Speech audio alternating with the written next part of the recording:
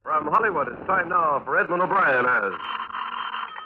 Johnny Dollar. This is Lieutenant Shock. Did you leave a message for me to call? Yes, I did, Lieutenant. I want It you... was all bundled up by the time I got it. Snyder got your name and what hotel, but I never did find out who you are and what you wanted with me. It's about the Alonzo Chapman killing. Oh. Well, what's your interest in that? I'm an insurance investigator. I was sent out here from Hartford, Connecticut to see what I could learn. Oh, you were? Well, how'd you get out here so fast? We got the news at about 8 last night. I was on a plane by midnight and in Los Angeles by noon today. Must be tired. I don't have any more than I had last night. I suppose you want to talk to me, though. Yeah, I'd like to. All right. Come on over. But give me an hour so I can get some lunch.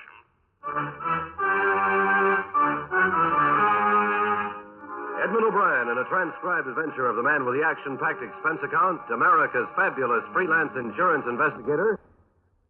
Dollar.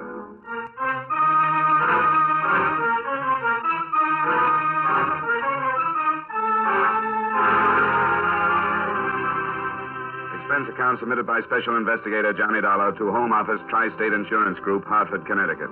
The following is an accounting of expenditures during my investigation of the Alonzo Chapman matter. Expense account item 1, $208.50, airfare and incidentals between Hartford, Connecticut and Los Angeles, California. After a delay of about an hour or so, I was able to make an appointment with Lieutenant Jim Shock, the detective in charge of the case. I met him at about 2:15, and he brought me up to date. Chapman was registered at the Quincy Hotel. He met this girl in the hotel bar at about 7 last night. They left together about, got it, 7:45. Turned in the alley to get to the parking lot where her car was parked, and that's where he was shot, in the alley. Was it robbery? No, he was well heeled, too, over $300. Had in his coat pocket. What about this girl? We didn't hear about her. Well, we did. Norma Sale. Picked up on a shoplifting charge last year. But she got a job and stayed out of trouble since. Pretty little thing. Born in Nebraska. She says she met an actor in a road company back there. He told her he'd introduce her to some important people in Hollywood, and maybe she could... Well, you know how it goes. Yeah, but I wonder if Chapman's wife is going to. She's on her way out here. How long had this girl known him? Well, she says she just met him last night. I think that's what she said. She was transferred to county jail this morning at 11:30 in material witness. I suppose you want to talk to her. Yeah, I'd like to. And so would I. Might as well go on over.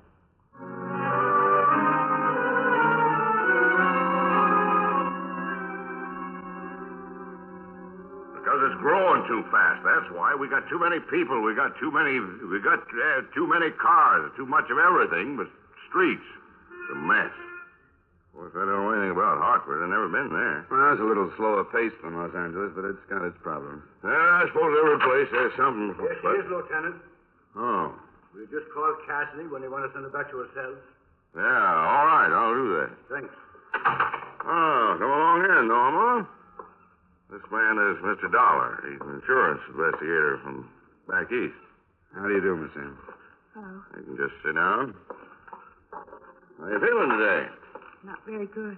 I tried to talk to you last night after Mr. Chapman was shot. You remember? I sort of half remember. I went to pieces, I guess. Yeah, you did. Couldn't get anything that even sounded like a statement from you. That's why I had you held, so we could talk it over today. Sure. I don't know anything. We left and then it happened. How long had you known Mr. Chapman? I just met him last night. He made regular visits to Los Angeles. Are you sure you didn't meet him before? Of course I'm sure. Why would I lie about that? We just struck up a friendship last night. How did that happen? Well, I dropped into the bar at the Quincy for a drink, and he started to talk to me. Uh-huh. What all did he say? It was just one of those things that happens all the time. I knew it was a pitch, but he seemed like a nice guy. He just didn't want to be alone. He asked me if I knew any good places to eat, and I told him about a place I like out towards Hollywood, so he asked me if I'd show him. You ought to be more careful who you get friendly with. Or maybe I'd better turn that around and say you ought to be more careful about who knows you're getting friendly with somebody. I guess I don't get you. Well, we're looking for a reason somebody would want to kill Chapman. Maybe a man friend of yours? Well, it couldn't be anything like that. I don't have any steady boyfriends. No, that's not saying there isn't somebody who wants to be one, is it? There isn't anybody, and that's the truth. If it had been somebody I knew, I would have recognized him, wouldn't I? And it's possible that you might want to protect him if you did know him. I didn't know him. There isn't anybody who'd do anything like that. Now, I can't hold with that, Norma. You're young, you're pretty. Why, I should think there'd be a bunch of young bucks after you. Boys from that store where you work, maybe. I tell you there isn't. It's the truth. There isn't. If there was, I'd tell you. Well, maybe you would. We've got to find a reason that Chapman was killed. I don't know. It wasn't because he was with me. All right now, Norma. Don't get all upset again. You've got to remember some other things. I hope you aren't holding anything back, Norma. You know that we can learn the truth from other people. Sure I do. Ask the girls I work with. Ask Jeannie Stevens. She ought to know. She's lived with me for almost a year. All right, Norma. Now, when you and this Chapman decided on a place to go for dinner, you left the hotel. You started for your car in the parking lot, huh? Yes. You turned into the alley, which was a shorter trip than going around the corner, and this gunman was waiting there. It wasn't dark, was it? No, not quite. How far down the alley was this man? Well, it was not very good at measuring, but must have been about halfway to the parking lot. There's a big trash box there behind one of the buildings. This man was waiting behind the box, and when you came by, he stepped out, fired 3 shots, and ran away. And it was light enough so that you could get a good look at him? Yes, it was darker in the alley, but I'd have recognized anybody I knew. Would you remember if you saw him again? I'm not sure. Maybe I would. Now, Norma, it's up to us to figure out how come this killer was waiting there, where he was. It beats me how he knew Chapman was going to pass by that box. I don't know. You can see how odd it looks, Norma. If he didn't know Chapman was coming that way, he must have known that you were. I don't know how it happened. I'm telling the truth. Maybe somebody heard us talking in the bar. Heard enough to know you and Chapman would go through the alley? Maybe somebody could have. I don't remember exactly how it went, but I told him where my car was parked. Yes, I said just down the alley, I remember. And then did you leave? No, not right away. We had another drink. Well, that'd take about 10 or 15 minutes, I suppose. Well, how about $1? I don't think I have anything more. Thanks, Norma. All right. I'll get Cassidy to take you down. I'd like to send you home, Norma. Maybe tomorrow. You know how it goes.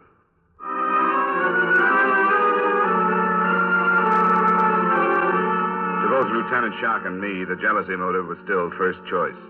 As a matter of fact, at that point, it was the only choice. Nothing in Alonzo Chapman's room or among his effects gave a hint of a murder motive. The Cleveland police had been requested to send anything they had on him, and local men were at work checking his Los Angeles business associates and his movements. Shock left to question Norma Sale's roommate, and I went back to satisfy myself on the beginning of it all. I waited for the evening bartender at the Quincy Hotel. No, I'm not busy. We won't get crowded for another hour. How about last night? Were you crowded about 7:30? Oh, yes, well. If you'd asked me about anybody else in the place, I couldn't tell you a thing. But I remember this little blonde dame and this guy Chapman. I'm glad to hear that. Usually doesn't happen this way. Yeah, I suppose not, but I'll tell you how it was. You see, Chapman had been in a hotel for a few days, you know. Yeah, I got in Friday last week. Well, I'm not sure when I first met him, but he'd drop in for an early drink, like, 5:45, 5 o'clock. Uh-huh. Yeah, we talk a little bit, then he'd go up to his room and come back around 7 and stay for another hour or so. I tell you, it was bound to happen. What do you mean? Oh, not his getting killed, not that part of it. I mean a little blonde. I didn't snoop what he was saying to her or anything, but when she came in, the bar stools were all taken. Chapman spots her and gives her his place. How long had he been there? Just a couple of minutes. I hadn't gotten around to taking his order yet, but when I did, he ordered for the both of them. Then after that round, they moved to one of the booths. Did you happen to notice another man who could have been interested in them and could have been close enough to overhear them? Oh, no, gee, the place was full. I didn't notice. Or maybe the bar girl did, Grace Curcio. She'll be in at 5:30 if you want to talk to her. I'll have to come back later. Chapman's widow is due to arrive in about 20 minutes. That masher had a wife? Yeah, how about that? Oh, I'm no stuffed shirt, but if that guy acted this way in all the towns he hit, she's better off without him. Now, I'll ask Grace if you want. What's your hotel? The Larkin. If she does remember something about it, I'd appreciate a call. Huh? Sure. My name is Howard. Thanks a lot, Howard. See you later.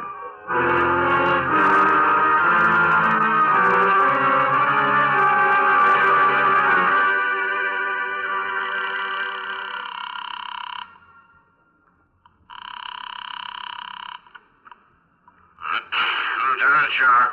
Lieutenant, this is Dollar. You got anything to report, Dollar? Nothing that does us any good. Mrs. Chapman just checked into the hotel. I'm in the lobby there now. How did you make out with Norma's roommate? Oh, just fine. She seems like a level-headed sort of girl. She says Norma hasn't gone with any one particular man for a year.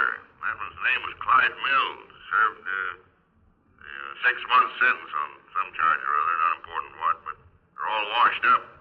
She says he's not even in town, but we'll look for him anyway. Yeah, I'm going up to talk to the widow if it's all right with you. Sure, go right ahead. Make a suspect out of her if you can. We need some. Could be. From what I hear, she had a motive, not counting the insurance money. But I don't know whether she knew it or not. I'll check with you later.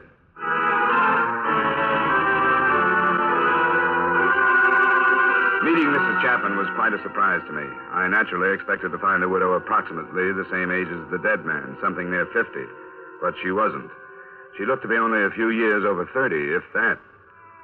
Don't feel like you have to try and make things easy for me, Mr. Dollar. You don't. All right, Mrs. Chapman.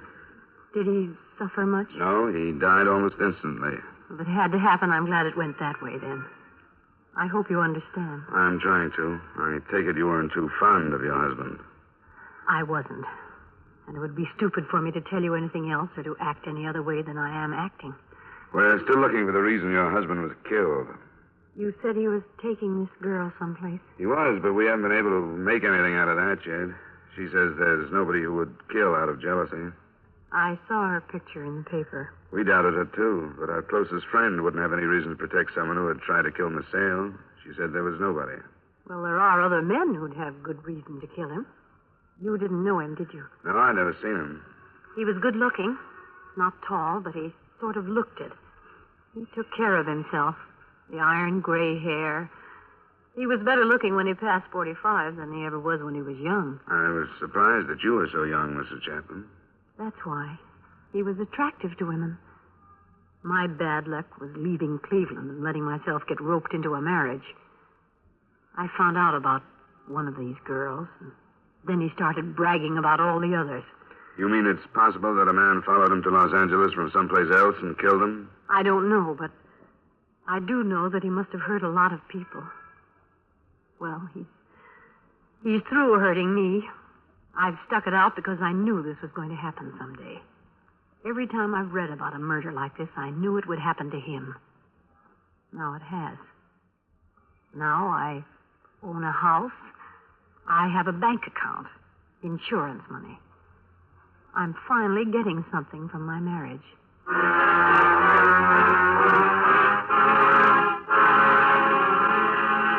I tried to phone Lieutenant Shock a report on my meeting with the overly honest Mrs. Chapman, but he was out of his office getting the teletyped answer to the request he'd made for information from the Cleveland police. So I cabbed over to see him. Now, I'm not saying that what Mrs. Chapman says isn't possible, but I don't want to go off half-cocked on a wild goose chase. I didn't think you'd like it. I don't either. Chapman came here from Fresno by train, so say it would have to be some guy from there. We'll see why he didn't. Well, say he didn't kill him in Fresno because he thought he wouldn't draw suspicion down here. How did this guy locate him? Chapman didn't reserve a room at the Quincy. He usually stayed someplace else, so he'd have to be followed. It's no good, Dollar. Why, you couldn't expect an inexperienced man from Fresno to do a job of tailing like that through Union Station from there to the Quincy and all this traffic? It's possible, I suppose. You going to check it, then? I guess so. Probably wouldn't be too hard to get a list of the people who got on that train at Fresno. Yeah, list is hard up for motives. Now we got them all over the country. He was old enough to know better. Lieutenant, What? here's a follow-up on that stuff from Cleveland. Oh, thanks. Right. Well, this is darn nice of those boys. Get something? Say, Chapman phoned Cleveland that day. He checked in, didn't he? Yeah, it was Friday. Why? Look at this. Seems like his missus was seeing a lot of a man named Nicholson. He's known to have left Cleveland on Friday night, and he hasn't been seen since. I like this a whole lot better. Yeah, this could be what we wanted. A man with a motive who knew where Chapman was. You think it's time you met the honest widow?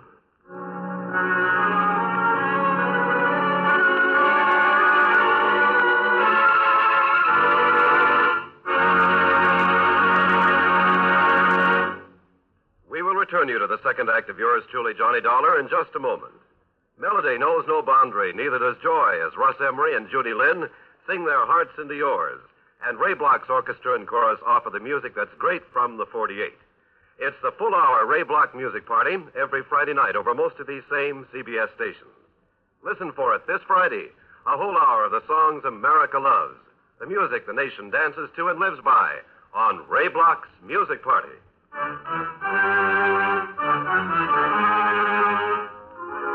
Now with our star, Edmund O'Brien, we return you to the second act of yours truly, Johnny Dollar.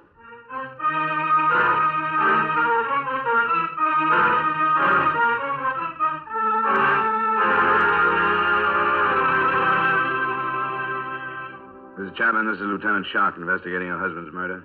How do you do? Glad to meet you, Miss Chapman. Well, I'm sorry about the circumstances. It's not very pleasant. Mrs. Chapman, we never did get around to talking about your friend, Carl Nicholson, did we? What do you mean?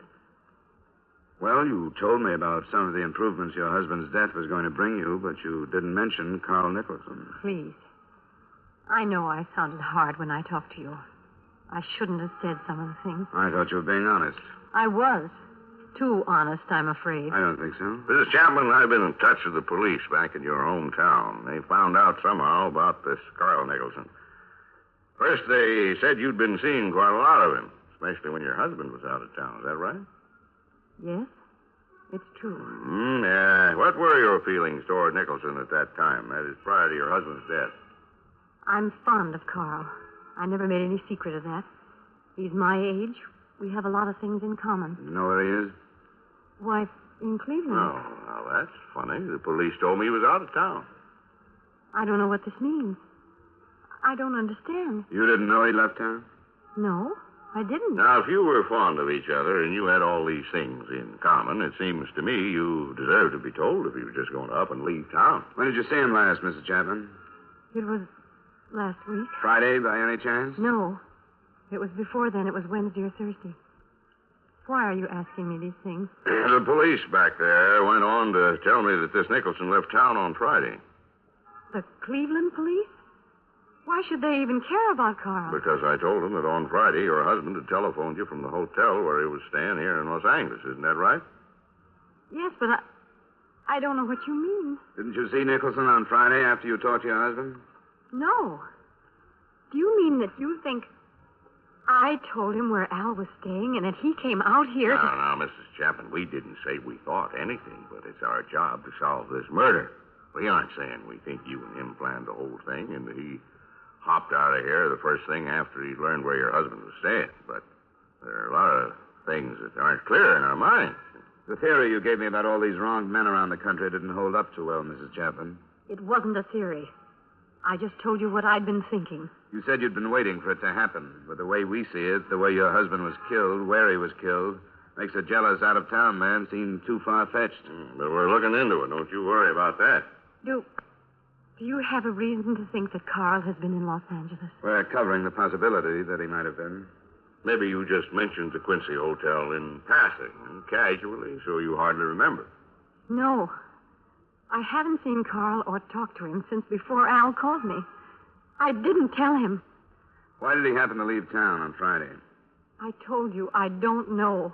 I didn't know he'd left. Well, with all these things in common, what did you think when the news about your husband reached Cleveland? Didn't you wonder about why you hadn't talked to this Nicholson all those days? Yes, I did wonder. Now, why didn't you tell us all that without all this back and forth?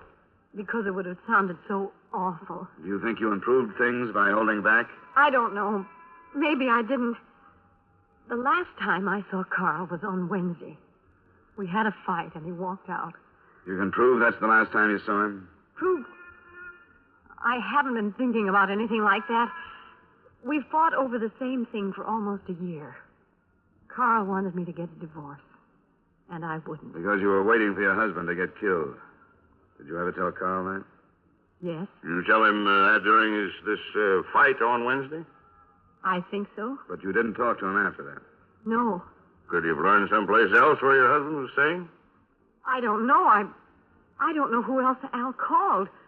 Carl wouldn't kill him. I'm positive of that. Would you happen to have a photograph of Nicholson? Why? Some are on their way by radio photo and some others by airmail. But we might be able to save time if you have some. I have one.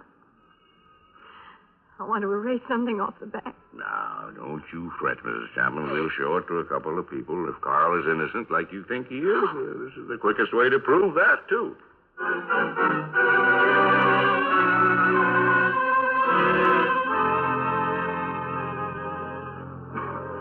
Gee, I'd sure like to help you.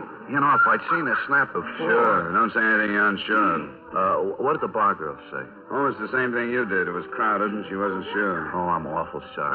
That's all right. I'd rather have a careful witness like you than one that thinks he has to say something to live up to the title. Well, this guy could have been here, and he couldn't have been. That's the best I can do. I'm sorry.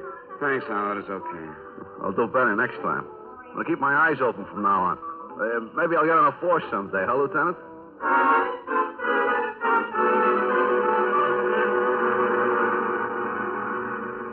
You know how it goes. They say a boat is so expensive to keep up that before long you don't own it. It owns you. So we sold it, and there went my fishing trips. You get much back there? Yeah, but I haven't gotten back into it since before the war. Yeah, you ought to. Everybody ought to. It's the best Here's nerve the tonic. transfer, Lieutenant. Well, oh, thanks. We won't be long. They'll take it down when you're through. Hello, Norma. Oh, We've got a picture of a man we want you to look at, Norma. why? Well, you look at it. Come on, get a good, bright light on it here. Who is he? You ever seen this man? I couldn't swear, but I think he could be the one that shot Mr. Girk. I hate to say for sure because Mr. Chapman was on that side. Look at it again, Norma. What is there that you think you recognize? Maybe I'm wrong, but the way his hair, right here, the way some of it hangs down across his forehead. This man's about Dollar's height. Well, I'm not sure of that. He's kind of crouched. But you think you saw the hair? I don't even know why I think that, but when I close my eyes, it seems like I can see his face. Yeah, well, now you take a long look at it. Study it. We'll have some more pictures of this man tomorrow. And if you can be sure, why, then maybe we can let you look at him flesh and blood. What happened so fast? Just take your time and forget the lieutenant and me. If I could, I'd leave it so you could study it all night. But it's a piece of evidence, and therefore belongs to the state, so I can't leave it.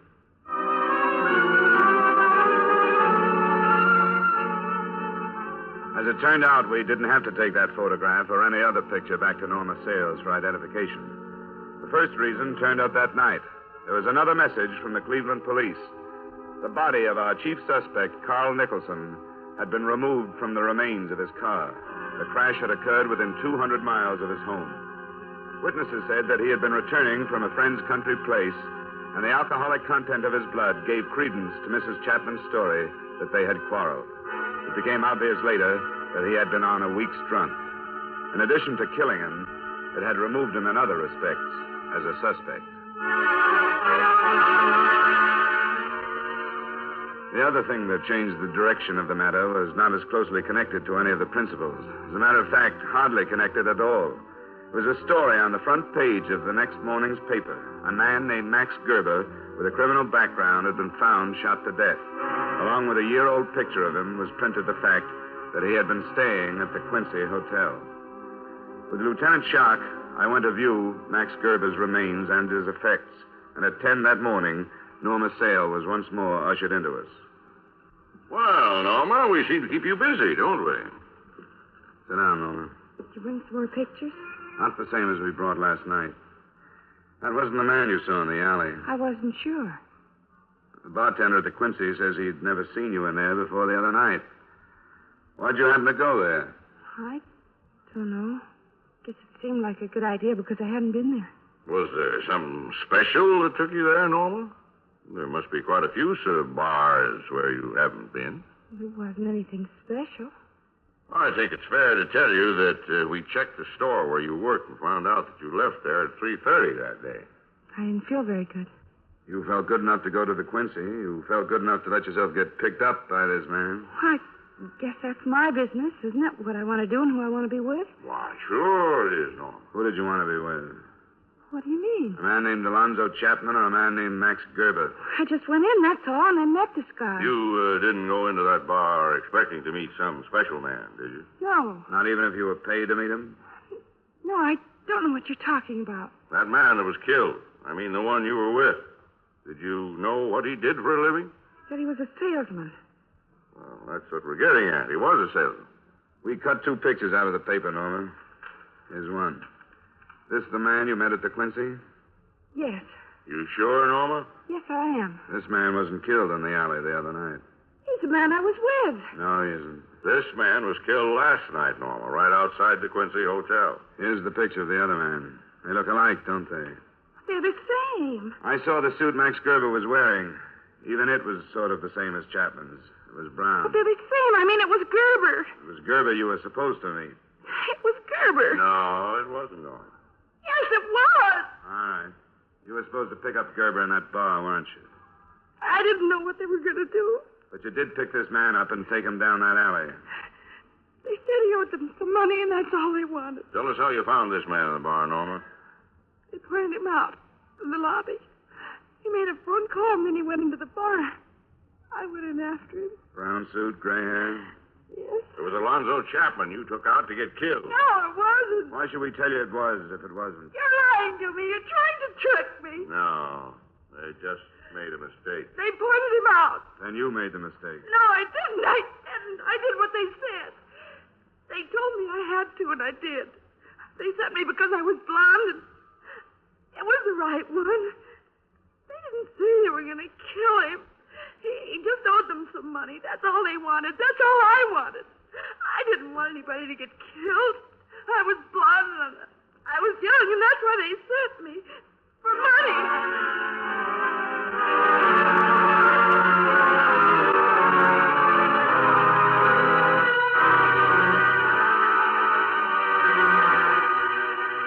Expense account item 2, miscellaneous, while in Los Angeles, $255.08. Item 3, same as item 1, transportation back to Hartford.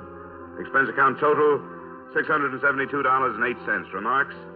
The second murder, Max Gerber's, was a gangland rub-out, planned with the aid of a young blonde as bait. The first murder was only a mistake. The apparent moral is that companies shouldn't hire salesmen. Women shouldn't marry them. Young blondes should stay away from them, but confidentially, some of my best friends are insurance salesmen. Yours truly, Johnny Dollar.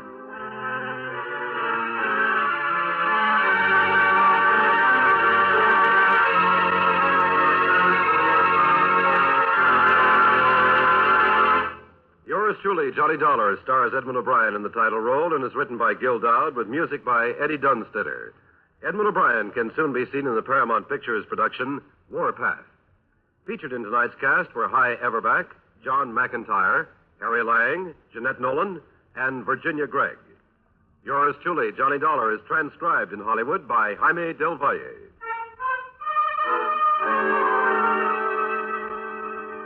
Beginning next Wednesday, yours truly, Johnny Dollar, will be heard 1/2 hour later on most of these same stations.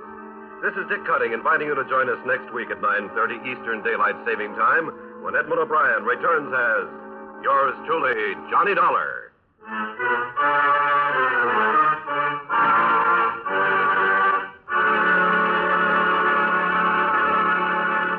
Every time you buy a United States defense bond, you help in our defense effort and you help build your personal security. Yes, defense bonds are good for you and good for your country.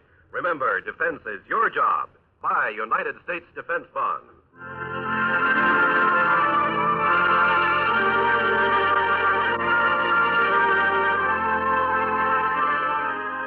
Been to the waxworks lately. It's nothing like being taken to the cleaners, though 45 minutes of cleaner fun would be hard to find. You'll enjoy this evening's session of songs and stuff featuring Robert Q. Lewis, his guests, flatters, chatter, and assorted pleasantries. It's the Robert Q. Lewis Waxworks, open for business 5 evenings a week, Monday through Friday, on most of these same CBS stations. Today, the United States is celebrating the 175th anniversary of the signing of the Declaration of Independence. Stay tuned now for the official U.S. anniversary program with President Harry S. Truman, Secretary of Defense General George C. Marshall, Chief Justice Fred M. Vinson, and others who follow immediately over most of these same CBS stations.